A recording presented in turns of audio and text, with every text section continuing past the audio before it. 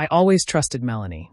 We'd been married for 13 years, built a stable life, raised 2 kids, bought a house in the suburbs, and I thought we were happy. She worked in marketing, I was in IT, and though we both had stressful jobs, we made time for family nights, weekend getaways, and long talks over wine. So when she told me she needed a week to reconnect with herself at a yoga retreat up in the mountains, I didn't question it. She said she felt burned out, overwhelmed, like she was losing herself in the daily grind of parenting and work. I supported it, booked her a car, gave her spending money, even packed her favorite snacks. She kissed me goodbye at 6 a.m. on a Sunday morning and promised she'd turn off her phone for digital detox. I didn't even blink. Monday came and went. Tuesday too. By Wednesday, the kids were asking when Mom was coming home, and I told them she'd be back Sunday, just like she said. But Thursday morning, while drinking coffee before my first Zoom call, I had the news playing in the background, half listening. Then I heard her name. Not just her name, our last name. I looked up and froze. There she was, Melanie, on live TV, standing next to a man I had never seen before, holding hands with him at what looked like a rally in the city. A city 3 hours away from the yoga retreat she claimed to be at. My stomach dropped. I turned up the volume. The reporter mentioned their names as organizers of a relationship freedom movement. Some nonsense about non-traditional partnerships and love without boundaries. The man was introduced as her partner. Her partner. The camera panned closer, and there she was, smiling, holding a mic, and calling herself in a committed union with that stranger. I felt like the earth cracked under my feet. The betrayal was not just romantic, it was calculated, premeditated, brazen. I tried calling her. Straight to voicemail. I tried texting. Nothing. I called the yoga retreat she had told me she was going to. Turns out it didn't exist. Not just that, never existed. Now I was staring at the TV, alone in my living room, realizing my wife of 13 years had built an entirely separate life. And I had just become a stranger in my own marriage. I stood frozen in the middle of our kitchen, clutching a cold cup of coffee in my hand, staring at the screen like I'd just witnessed a car crash in slow motion. The live news feed kept replaying the segment where my wife, the mother of our children, the woman I thought was my best friend, my partner, was standing on stage, glowing, smiling, talking about how she had opened her heart and found true freedom in a relationship with another man. That man, a bearded guy who looked way too comfortable next to her, wasn't just some fling. She wasn't ashamed. She didn't look caught or guilty. She looked happy. And all the while, I was at home making oatmeal for our kids, double-checking homework, paying off the damn mortgage, waiting for her to find her balance up in the mountains. My heart wasn't just breaking. It was splitting apart piece by piece with every word she spoke. I kept trying to rationalize it. Maybe it was a prank. An old video, but the date on the broadcast said today. It was a live segment, and she still hadn't answered my texts or calls. I walked outside just to escape the smell of her perfume lingering in the hallway, the sight of her slippers by the stairs, the drawings our kids made labeled Mommy. I got into the car and drove aimlessly, ending up parked in front of an old park where we used to bring the kids. I sat there for what felt like forever, gripping the steering wheel, trying to make sense of it. And then it hit me. What if this wasn't the first time? What if all those yoga retreats had been a cover for years? I started mentally replaying the last few years. February, spa trip on the coast. October, women's seminar. Summer, girls' weekend in Seattle. Every single time I believed her. I trusted her. I was that husband, the one who never questioned, never snooped. The perfect target. When I got home, I found her old laptop. She'd left it open. Same password as always. Within minutes, I was in her email. The first thing I noticed? An archive folder. I clicked it. Hundreds of emails. Confessions. Plans. Flight bookings. Hotel confirmations. Messages between her and that same man, Tyler. She called him home in one email. And me? She referred to me as her stability zone. One message read, "Josh is a great dad and a good person, but I can't live in his world anymore. With you, I feel real." That wasn't just cheating. It was a full-on double life. She'd been living it for years right under my nose. I was still sitting there, stunned, when I heard the front door open. Someone was home. And it wasn't her. I didn't even breathe as I closed the laptop and slid it under the couch. My heart was pounding so loud I was afraid whoever walked through the door might hear it. Footsteps echoed from the hallway, slow, heavy, unfamiliar. For a second, I thought maybe it was her. Maybe she came back because she realized she left a trail. Maybe she felt guilty enough to confront me. But then the voice called out, "Hello? Anyone home?" It was a man's voice. Not deep, but confident, too casual for someone who didn't belong. I stood up slowly, still trying to piece together what the hell was happening. I moved toward the hallway and saw him. A man in his late 30s, clean-shaven, wearing a dark blue Columbia jacket, like he had just come back from a hike. He looked at me like I was the intruder. I said, "Can I help you?" And he gave me this puzzled, almost offended look, like I wasn't supposed to be there. He said, "I'm looking for Jen." That name, her name, coming out of his mouth like it was normal shattered something inside me.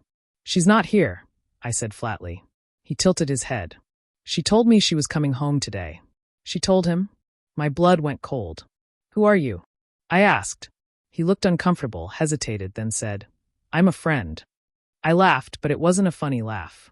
It was sharp, broken. "Right, a friend." I stared at him long enough that he finally started getting nervous. "Look, maybe I have the wrong day or something. Tell her Tyler stopped by," he said, already backing out the door. I didn't move. I watched him leave, slam the door, and walk briskly to a silver Subaru parked across the street. So that was him. Tyler. The man from the emails. The man who called my wife my soul, and my forever. The man who had been living a parallel life with my wife, visiting my home, comfortable enough to knock on the front door like it was normal. My legs went numb. I collapsed into the armchair and stared at the front door, hoping it would open again, and terrified that it might. All I could think about was my kids. Our life. How many moments she faked. Birthdays. Anniversaries. Vacations. Did she ever actually miss me when she was gone? Or was I just a layover between the flights she took to be with him? My phone buzzed. Her name on the screen. For a second, I almost didn't answer. But I did. "Hey babe," she said, sounding so casual it made me sick. "Just wrapping up. Be home late tonight. Don't wait up, okay?" I stared at the wall, holding the phone to my ear, listening to the lies spill from her mouth like it was routine. "Sure," I said. "No problem." I hung up before she could say anything else. My hands were shaking.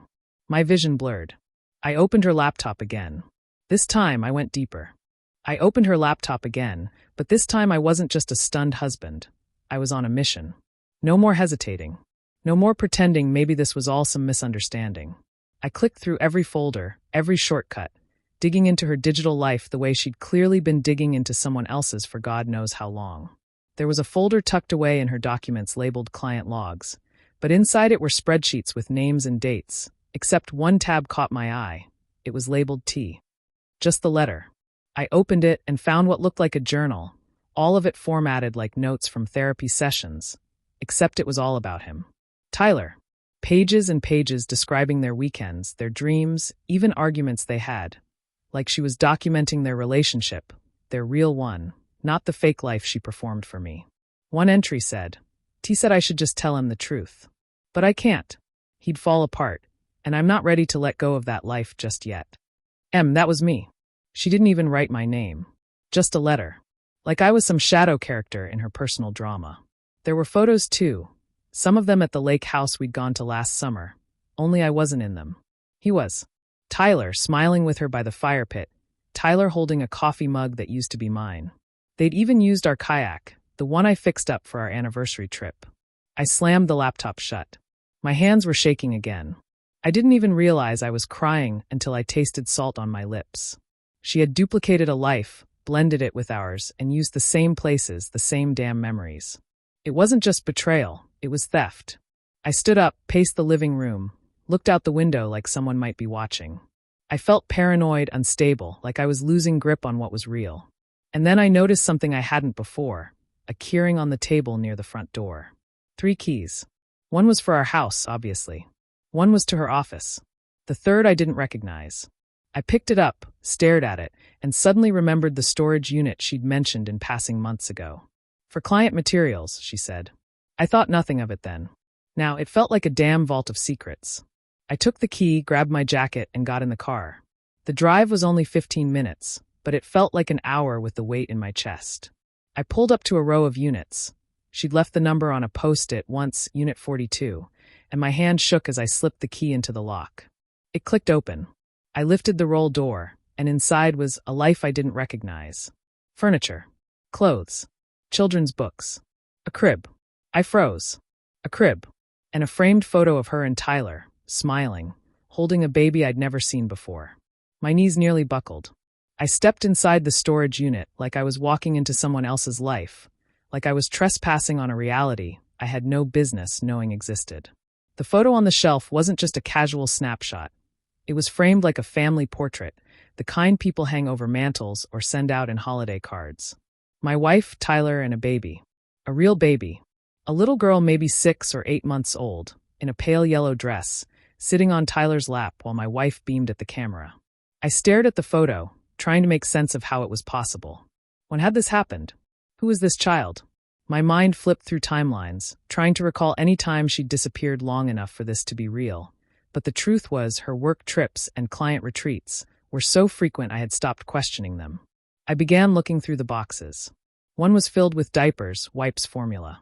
Another had baby clothes, some used, some still with tags. There was a rocking chair in the corner, next to a tote bag that had a half-packed overnight kit. Snacks, a pacifier, a bottle of Tylenol.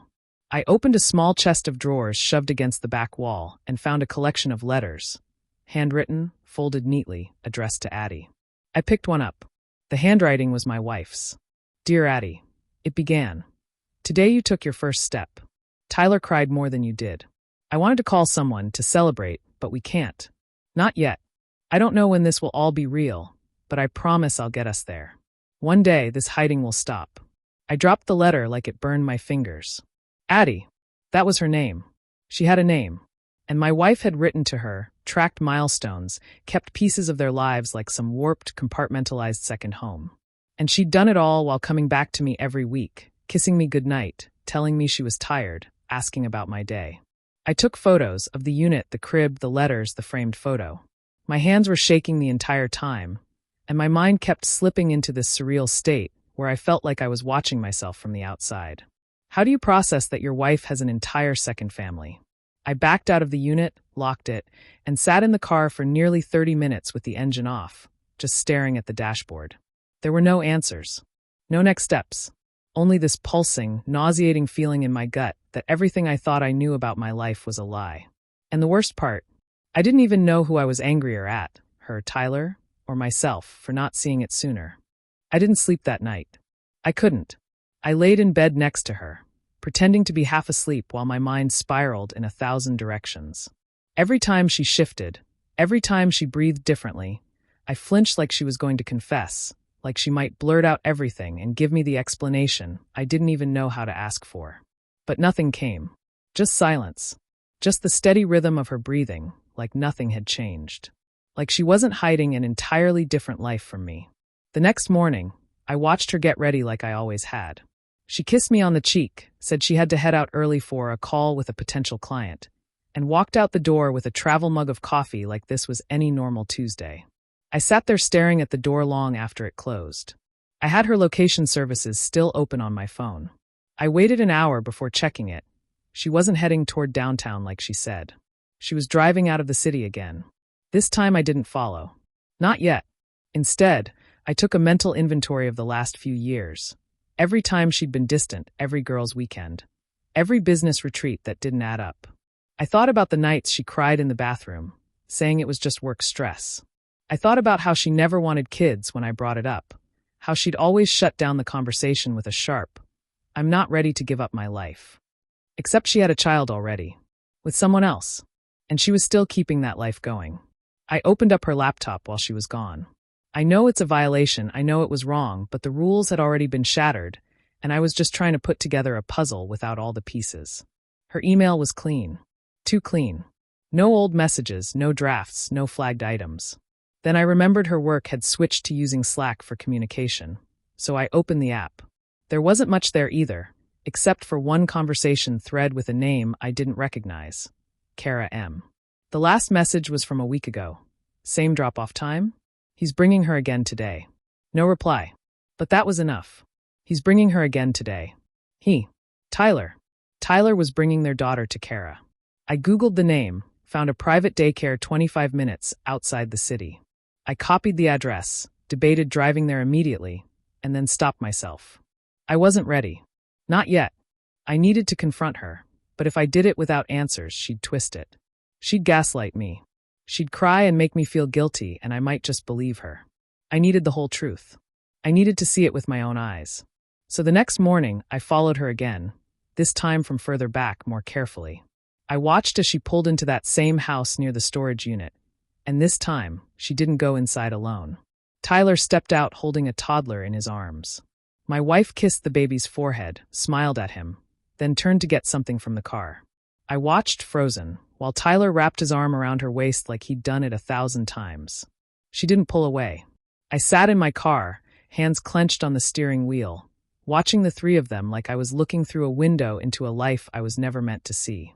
My wife, stood there laughing carefree, with a man who wasn't me and a child I didn't even know existed until days ago. It was like I was staring at a perfect little family portrait, and I was the ghost on the outside of the frame. My heart didn't even know how to break properly anymore. It was just numb. Hollow. She bent down and buckled the toddler into the back seat of her car, then got in herself, Tyler still standing outside waving like this was just a casual Thursday. I ducked down instinctively, though I was parked far enough away that she probably never even glanced in my direction. I watched her pull away and drive off, this time heading toward downtown, probably to work, or maybe to wherever she went to maintain the lie she'd been feeding me for years. I didn't follow her. I turned the ignition and drove in the opposite direction, straight to the address of the daycare I'd found in her messages. I parked down the street and waited. About 30 minutes later, Tyler pulled up in a different car, carrying a diaper bag. He walked in with the same toddler, same clothes, same everything. So why was the baby with my wife just an hour earlier? Why was he bringing her here again? I waited, watched him leave, then followed him. I tailed him across town, to a small apartment complex near the freeway. He parked, walked inside casually like it was home. I stayed in my car for another 15 minutes before I got out and approached. I didn't have a plan, no clear idea of what I was doing, just raw instinct and a need to finally see all of it with my own eyes. I rang the doorbell. Nothing. I knocked, lightly at first, then harder. A woman answered. Maybe early 30s. Blonde. Tired eyes. Can I help you? She asked. I hesitated. Is Tyler here? Her expression shifted immediately. Who are you? Just someone who needs to talk to him. She looked me over, suspicious, guarded. He's not home. I nodded slowly. Is that his daughter? Her eyes widened. Her voice dropped. Who are you? I paused, took a breath. I'm married to Emily. Her jaw dropped. For a second, we just stared at each other, two strangers suddenly realizing we were standing in the wreckage of the same disaster. You need to come in, she finally said. I stepped inside and everything about the apartment screamed, child lives here. Toys, little shoes by the door, baby monitor glowing on the counter. The woman sat down on the edge of the couch and gestured for me to do the same. I'm Kara, she said. I'm the mother of Tyler's daughter. But I'm not with him anymore. Haven't been for a while. I blinked. Then why is he? Why is my wife? Why are they? She cut me off. You'd better sit down for this. And then she told me the part of the story I never expected. That Emily and Tyler were never just exes. That their breakup had been a cover. He'd moved in with Kara years ago while still seeing Emily on the side. That when Kara got pregnant, Emily pulled back, but only publicly. Privately, she kept seeing Tyler. She wanted the baby. They wanted a family, separate from me, separate from Kara. And when it all blew up, Kara kicked him out. But he and Emily kept going. Kept pretending. Kara's voice broke near the end. I only found out they were still seeing each other when I tracked my daughter's location and saw she was spending time at Emily's house, your house. I sat there in stunned silence, the world tilting on its axis. Everything I thought I knew about my life was built on top of another life, one I was never meant to discover. But now I had, and I wasn't going to let it stay buried. I left Kara's apartment with my head spinning, my stomach twisting with nausea and rage, and a kind of betrayal that didn't even have a name. There's being cheated on, and then there's finding out your whole life was a diversion, a side quest someone used to make their double life feel more legitimate. Emily hadn't just lied to me. She'd constructed a full-blown alternate reality, complete with another man, another child, and another version of herself that apparently I never got to meet. As I sat in my car trying to breathe, it hit me. She'd probably been with him the night she claimed to be out with co-workers. She wasn't working late. She was mothering a child that wasn't mine. She was playing house in another home, while I waited at ours, cooking dinner and sending check-in texts like a clueless idiot. I thought of the way she'd smiled at me that morning, how she kissed me goodbye like nothing was wrong. But now I knew that same mouth kissed someone else. That same voice cooed bedtime stories to a child I never met. And I wanted answers. I wanted the truth, not more pieces, not more fragments. I wanted it all laid out. I drove straight home, rehearsing what I'd say, how I'd ask, whether I'd even let her talk at all. When she walked in that evening, keys jingling, purse over her shoulder, I was sitting at the kitchen table with her phone and the daycare's billing statement next to me. She froze like she'd walked in on a crime scene. "Hey, what's going on?" she asked, eyes darting from the papers to my face. "Sit down," I said. My voice sounded like someone else's. She sat, slowly, cautiously, like she was trying to figure out which lie would work best. "Whose child is she?" I asked. She blinked. "What? You heard me. The little girl you picked up from daycare with Tyler. The daycare I called. The one who listed your number as an emergency contact." Her mouth opened and closed like she forgot how to speak. I can explain." "Don't." I slid Kara's number across the table. I already talked to her. The look in Emily's eyes wasn't shock. It was the collapse of a facade. Like she wasn't surprised she'd been caught, just disappointed it happened now. "How long?" I asked. "How long have you been living a second life?" She stared down at the table. "Since before we got married," she whispered. That hit harder than anything. "You married me while you were still with him?" She nodded. "Tyler and I, it was never really over. We tried to break it off, but we kept going back. And then Kara came along, and things got complicated. But when she kicked him out, it felt like we had a shot again. I didn't know how to tell you." I laughed. "Didn't know how to tell me?" She looked me in the eyes. "I loved you. I still love you." "You don't get to say that," I snapped. "Not when you've been lying to my face for years. Not when you've been building a family with someone else." "It wasn't like that," she said. "Then tell me what it was like." And then she broke, tears shaking hands, a confession that spilled out like it had been sitting behind her teeth for years. She said she wanted security with me. A future. A plan. Tyler was chaos, and I was the safe bet. But she never stopped loving him. She said she tried to bury it, to convince herself our life was enough. But every time he came back around, she couldn't say no. And then when the baby came along, she got even more confused. It felt like fate. Like this was the child she was supposed to raise. "So what am I?" I asked. "A decoy? A paycheck? An extra bedroom for when the other life got too loud?" She didn't answer. And in that silence, I realized the worst part. This wasn't just cheating. It wasn't even just betrayal. This was replacement. I wasn't just lied to. I was written out of the story entirely. I didn't sleep that night. I couldn't.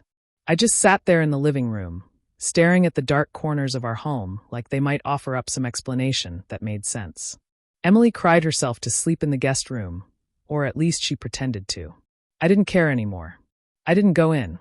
I didn't ask if she needed anything. I didn't check to see if she was okay. Because I wasn't okay. I was unraveling. I kept replaying everything in my mind. Every kiss, every holiday, every "I love you" she ever said to me, and all of it felt counterfeit now. Like it belonged to someone else's life. And maybe it did. Maybe I was just a stand-in husband while she waited for Tyler to become available again. I looked at pictures on our wall, trips to the mountains, birthdays, that photo from New Year's Eve where we were smiling like idiots in love. But now, all I could see was how she held her phone behind her back in that photo. Was she texting him? Was he the one she wanted to be with that night? I wanted to scream. I wanted to burn it all down. But more than anything, I wanted to understand how someone could fake a whole life so convincingly. In the morning, she came into the living room like she didn't know if she had the right to speak. She sat on the edge of the couch, a coffee mug shaking in her hands. "I'll move out," she said. "If that's what you want." I didn't say anything. She waited. "I know I can't undo what I did, but I didn't marry you out of pity. I did love you. I still..." "Don't," I interrupted. "You need to stop saying that." She went quiet. Then she said, "I told Tyler it's over. For good this time. I told him I'm done lying. I'm done hiding. But you didn't choose me," I said. "You only picked this side when the lie blew up in your face." "That's not fair," she whispered. "Isn't it?" I stood up, and she flinched like I might yell. I didn't. I was too tired to raise my voice. You had years to make a choice. You had so many chances. And every time you chose him. Every time. I didn't mean to hurt you, she said. That's the thing, I said, laughing bitterly. You meant to keep me. You just didn't care if it killed me inside. She looked broken. But I didn't care. I couldn't afford to care anymore. I had to survive this. I had to figure out how to live with everything she'd buried under our marriage. That afternoon, I packed a bag. I booked a hotel. I left her standing in the doorway, crying, begging me to stay, saying things like, "We can fix this. And please let me try." But I didn't turn around. Because I knew if I did, I might lose the last shred of dignity I had left. She could keep the house. She could keep the furniture. She could keep the ghost of a marriage she'd burned to the ground. I just needed air. I just needed distance. I drove until I didn't recognize the town names anymore, until the radio stations faded into static and my phone stopped buzzing with her messages. And for the first time in months, maybe years, I felt something close to peace. Not because the pain was gone, but because I finally knew the truth, and I didn't have to carry her lies anymore. The next few days felt like a blur. I stayed in a small hotel, not too far from where we lived, but just far enough to get some space. I didn't talk to anyone. I didn't answer her calls. I didn't respond to her endless texts, begging me to come home, to give her a chance to explain. I knew what she would say, how she was sorry, how she regretted everything, how Tyler was a mistake. But I also knew something else. Even if she was sorry, it didn't matter anymore. Because the damage was done. I couldn't erase the image of her with him in my mind, couldn't forget how I found out, and most of all, I couldn't ignore the hollow feeling inside me. This wasn't the life I had worked for. This wasn't the love I thought we had built together. After 3 days, I went back home. I needed to get my things and make sense of whatever was left. I wasn't expecting her to be there when I arrived, but she was. She had packed some of her things, but it was clear she wasn't ready to leave completely. "I didn't want it to end like this," she said, standing by the door, looking at me like she was hoping I would somehow forgive her. But there was nothing left to forgive. She had crossed a line I couldn't come back from. "You have to leave," I said. My voice was steady, but inside I was still shaking. I couldn't let myself break down. "Not now." "I know," she whispered. I watched her grab her last bag and walk out the door. And as she left, I realized that I didn't even feel anger anymore. Just emptiness. It was over. It had been over for a long time, and I had just been too blind to see it. I sat down on the couch, the weight of everything settling around me like a thick fog. My mind kept going back to the way things used to be, the way we used to laugh, the way we used to dream together. But those days felt like they belonged to someone else now. My phone buzzed on the coffee table. I didn't pick it up. I didn't need to see her name again, didn't need to hear what she had to say. The truth was clear now. I was free. But freedom didn't feel like a victory. It felt like a loss, the kind you can never fully recover from. So, I sat there, letting the silence fill the room, letting it wash over me like a cold wave, and realized that even though I had let her go, I still had to figure out how to let go of the memories. And that was the hardest part of all.